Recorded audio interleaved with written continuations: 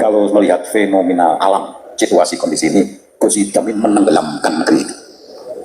Siapa sebenarnya Gus Idam? Siapa sebenarnya Gus Idam? Kok mampu menenggelamkan negeri ini?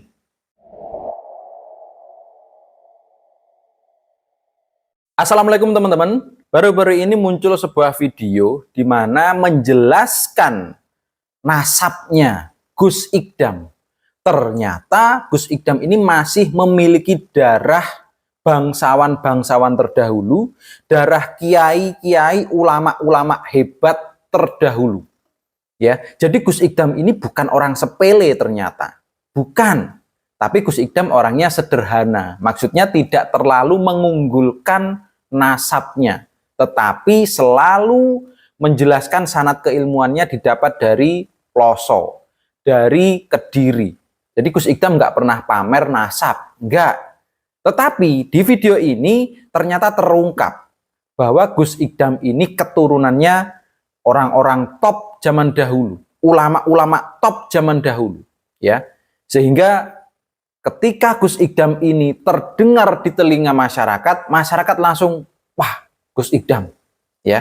Karena apa? Berkat dari tirakat-tirakat pendahulunya. Berkah daripada tirakat-tirakat kiai terdahulu yang merupakan leluhurnya Gus Idam. Coba kita simak dulu ya. Ada yang tahu nggak? Ternyata Gus Idam ini leluhurnya orang-orang hebat. Leluhurnya orang-orang hebat. Beliau ini keturunan raja, keturunan raden. Ya, dari leluhurnya tuh. Ya. Pantesan setelah saya cari-cari kenapa beliau ini bisa masyhur, kata saya teh ya. Bahkan jamaahnya bisa puluhan ribu tiap minggunya. Ternyata beliau ini ada darah-darah bangsawan terdahulu. Masih memiliki sambungan darah ulama-ulama terdahulu ya. Nasabnya sampai ke bangsawan-bangsawan terdahulu. Kalau kesininya para kiai ya, dulunya itu orang-orang hebat ternyata. Tapi beliau tidak pernah menyematkan gelar beliau atau raden beliau, misalkan Raden Idam atau Raden Muhammad Idam, enggak. Nggak pernah, memang nggak pernah. Hanya sebatas Gus ya. Karena Gus itu kalau di wilayah pondok pesantren itu merupakan putra dari kiai. Putra dari seorang kiai ya, bukan pengen dipanggil Gus, enggak. Karena memang ya sudah terpaksa menjadi Gus karena putranya kiai. Beda dengan yang sono yang membenci beliau, KRT Nur Ihya Salafi. Itu yang kemarin yang mengatakan Gus Idam ini masih belum cukup umur ya, masih belum kuat, bisa saja bisa saja runtuh tumbang. Itu kiai yang saya sebutkan di video saya kemarin ya. Nggak pernah menyebutkan gelarnya, cukup Gus Idam, nggak pernah ada embel-embel Raden ya, meskipun leluhurnya ini adalah bangsawan-bangsawan atau ulama-ulama hebat terdahulu. Katanya Raden, nggak tahu Raden benar apa Raden palsu. Ya Nur Ihya maksudmu Kang. Nur Ihya Salafi mengatakan, Idam ini umur masih 30 tahun. Idam ini masih kecil, belum kuat mental, jangan begini, jangan begini. Ternyata kemungkinan besar beliau ini ada rasa iri kepada Gus Idam. Iya, karena ya mau bagaimanapun Gus Idam masih di usia yang muda ini ternyata memiliki magnet untuk bisa mendatangkan masyarakat untuk melihat Gus Idam, ngaji bersama Gus Idam. Kemungkinan memang iri ya, orang-orang yang menjelekkan Gus Idam ini kemungkinan iri. Karena Gus Idam ini baru saja muncul, bocil, ya kan, benar kan bocil? Artinya bocil itu masih 30 tahunan. Ya. Dibanding Nur Ihya Salafi, beliau bisa masyhur. Sedangkan Nur Ihya Salafi itu udah agak sepuh daripada Gus Idam, tapi belum masuk-masuk. Padahal sudah menyematkan KRT. KRT. Sampai di usia yang sesepuh itu, belum bisa seterkenal Gus Idam, meskipun sudah bikin konten ya. Bikin konten, karena langsung di depan kamera, yaitu namanya kan bikin konten. Beda dengan Gus Idam. Gus Idam ini live-nya itu ya karena pengen pengen memberdayakan santri-santrinya agar memiliki kegiatan positif daripada nanti kemana-mana. Mending dibikinkan sebuah kegiatan positif yaitu live-nya Gus Idam. Jadi nggak pengen konten, Gus Idam itu nggak pengen. Nggak seperti KRT Nur Ihya yang bikin konten seperti itu, enggak. Tapi ya nggak terkenal. Malah Gus Idam yang hanya seperti orang ngobrol santai saja malam Jumat dan malam Selasa, jamaahnya ribuan yang datang. Padahal cuma ngobrol santai, tapi ya ada ngajinya. Dan juga banyak yang membenci beliau, di antaranya para Bukiman Sontoloyo. Coba kita simak bagaimana leluhur beliau. Ya, coba kita simak dulu ya. Kita simak nasabnya Gus Ikdam ini sampai mana sehingga bisa katanya tadi menenggelamkan negeri ini.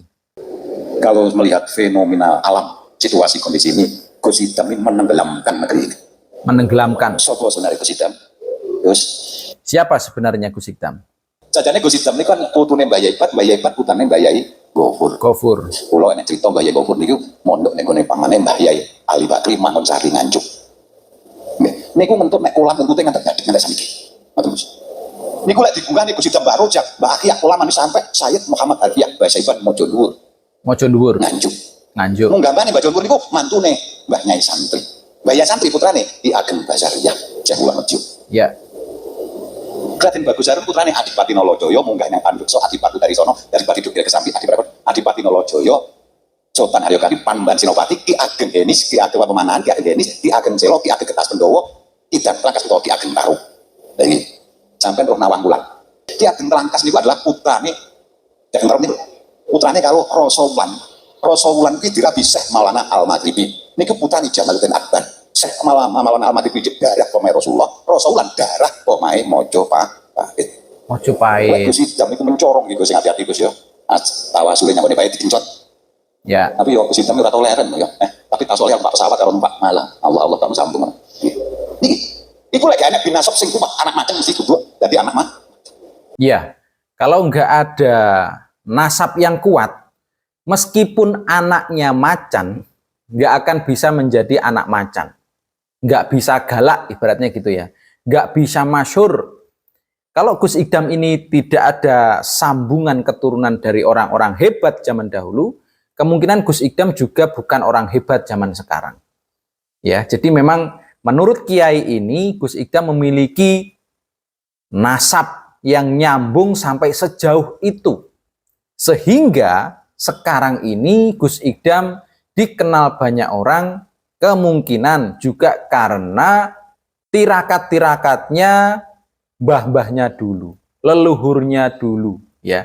Jangan heran kalau memang Gus Idam sekarang lebih populer daripada kiai-kiai yang bahkan bikin konten YouTube. Itu karena salah satunya kemungkinan nasabnya memang nyambung kepada orang-orang hebat zaman dahulu, ulama-ulama hebat zaman dahulu. Tapi istimewanya, meskipun seperti itu, Gus Idam nggak pernah menyematkan gelar Raden pada namanya. Nggak pernah. Cukup Gus Idam saja. Tapi itu sudah bisa menjadi magnet ribuan jamaah datang kepada beliau.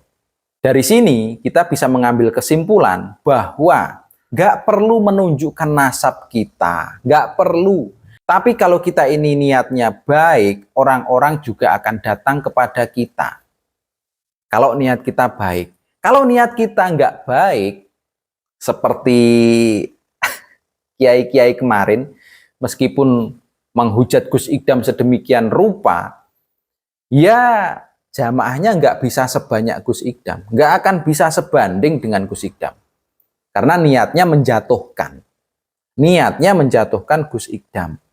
Mungkin bisa iri, mungkin bisa juga mengingatkan, tapi gayanya kurang pas ya, menjatuhkan Gus Idam, seperti menghina Gus Idam. Bahkan kemarin ada santri yang mengatakan bahwa Gus Idam ini bodoh. Astagfirullahaladzim. Kalau pengen menaikkan dirimu, jangan menjatuhkan orang lain. Gus Idam pun juga seperti itu. Gak pernah Gus Idam ini pengen menjatuhkan seseorang, gak pernah. Gus Idam fokus kepada prinsipnya, yaitu memperbaiki akhlak garangan, sabilu taubah, mentaubatkan orang ya agar menjadi lebih baik. Fokusnya ke situ saja. Gus Idam ini sudah digemari banyak orang. Gak perlu menjatuhkan. Gus Idam gak perlu menjatuhkan kiai-kiai lain, gak perlu.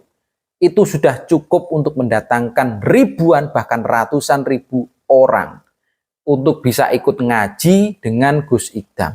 Saya pun juga baru tahu karena Kiai ini ngomong nasabnya Gus Ikdam seperti itu. Saya pun juga baru tahu. Saya taunya cuman Gus Ikdam ngaji di Ploso, pulang mendirikan majelis Sabilut Taubah. Saking baiknya niat itu, saking baiknya Gus Ikdam, akhirnya Gus Ikdam disukai banyak orang. Saya taunya cuman itu. Ternyata menurut Kiai ini Gus Ikdam memiliki nasab yang nyambung kepada ulama-ulama top zaman dahulu. Luar biasa, luar biasa. Tapi dengan kesederhanaan Gus Ikdam, nggak pernah Gus Ikdam ini memamerkan nasab. Nggak seperti Habib-Habib itu, nggak seperti kiai-kiai yang menjatuhkan Gus Ikdam itu. Intinya, jos lah, Gus Ikdam tetap di hati estenyel. Kalau menurut kalian, sikapnya Gus Ikdam yang seperti ini, sederhana, tidak menunjukkan nasab, seperti apa? Komen di bawah.